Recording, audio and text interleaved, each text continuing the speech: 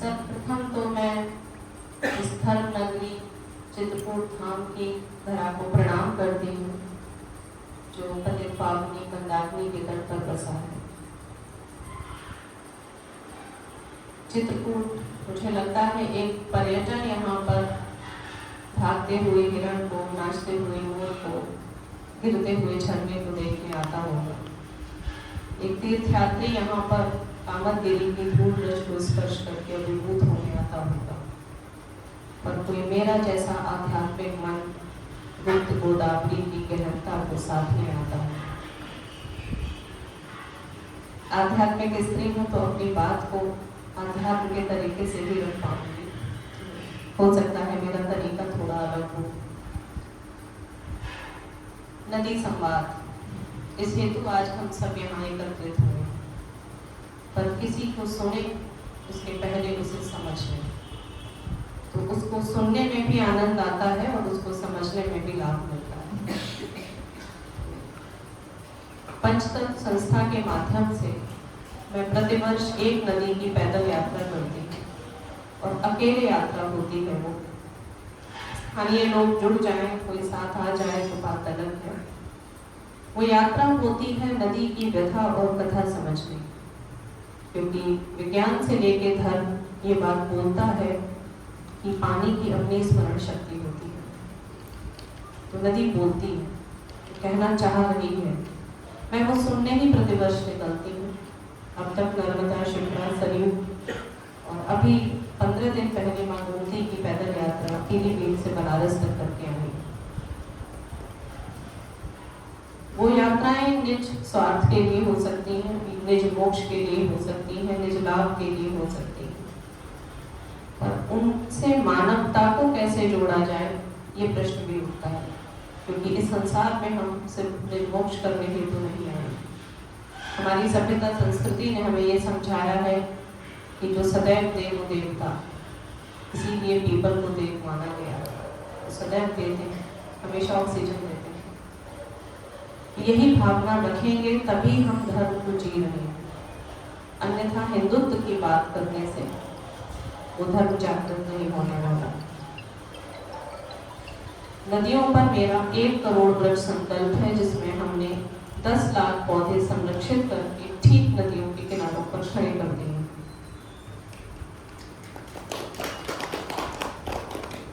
आज अच्छा लग रहा है, आप सब तालियां बजा रहे हैं, मगर आज से 5 साल पहले इस परिकल्पना को सोचना भी एक स्त्री के लिए कितना दुर्लभ था, जहाँ घर से भी ये कहा गया हो कि जो काम सरकारें नहीं कर पा रही है वो तुम अकेले जाके करोगी। पर ये नदियों की कृपा थी, ये नदियों का साथ था, ये नदियों का आशीर्वाद था कि आज उनके किनारे 10 लाख सिपाही हमने खड़े कर दिए। और वो 10 लाख पौधे खड़े नहीं हुए हैं, उनके द्वारा हमने 10 लाख लोग खड़े कर दिए हैं कि जंगल काटने आप जंगल में नहीं आ सकते। इस तरीके के जन सहयोग से हमारा कार्य चल रहा है। समय कम है और एक ऐसी कार्यशाला है जहां विज्ञान से लेकर धर्म तक सभी बैठे हैं, और अक्सर मैं ऐसे संवादों में सीखने जाती हूँ, लेकिन मुझे लगता है अब समय आ गया है कि बदलाव हो सकता है मेरी भाषा थोड़ी उग्र हो जाए, आक्रामक हो जाए, तो आप क्षमा करिएगा। देवास मध्य प्रदेश में एक पहाड़ी है जहां हम 2 लाख पौधे लगा चुके हैं और 1 लाख गड्ढे में करवा रही थी जब तिवारी जी का फोन आया कि मंदाकिनी पे एक संवाद है। मैं चाहती हूँ भारत की हर नदी को स्पर्श कर जाऊं, इतना प्रेम है मुझे नदियों से।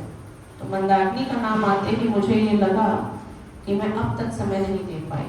दर्शन करने को, पूजन करने को मैं अब पूजन नहीं मानती। नदियां हमें पर्याप्त मोक्ष, पर्याप्त पुण्य दे चुकी हैं, अब हम नदी को क्या देंगे इसकी बारी आ गई है। मुझे लगा ये एक अच्छी धरातल होगी कि कम से कम एक अवसर निकलेगा मैं मंदाकिनी जी को कुछ करूं। देवास से दिल्ली आई, दिल्ली से मैं बदायूं गई और बदायूं से मैं 550 किलोमीटर का सफर तय करके अभी पहुंची।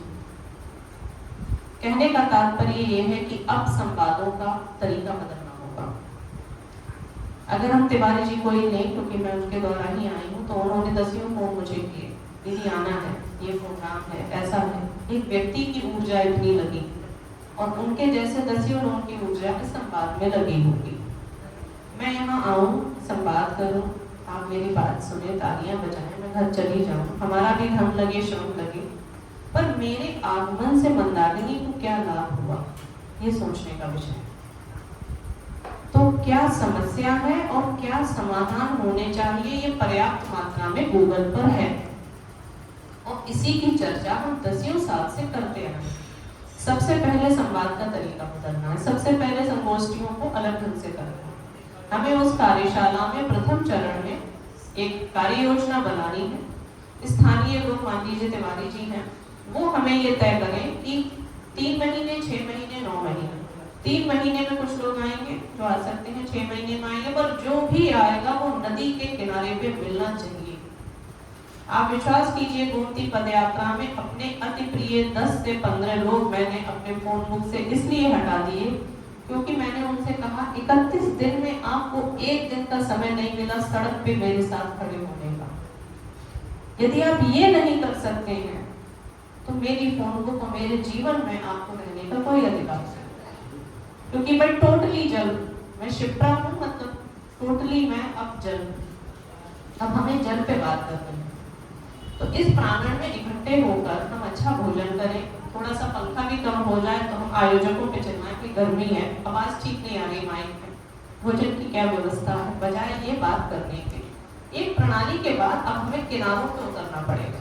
तो अगली कार्य योजना मैं चाहती हूँ जब कोई हो, आप हम सबको काम देने को बुला दें कि 4 से 5 घंटे आप मंदाकिनी पे खड़े होकर झाड़ू लगाइए, पौधे लगाइए, पौधों का प्रबंध कीजिए, गड्ढे खोदिए, या जो भी हो। आप विज्ञान के तौर से हमें बता सकते हैं, आप हमें नमामि गंगे के तौर से बता सकते हैं, लेकिन बंद कमरे से अब निकलना होगा क्योंकि अब समस्या इतनी विकट हो गई है, वो माइक से नहीं सुलझने होगी। एक अकेली लड़की जब 5 साल पहले निकली तो उसने 10 लाख पौधे लगा दिए, तब जब जंगल में ही खाया, जंगल में ही सोए।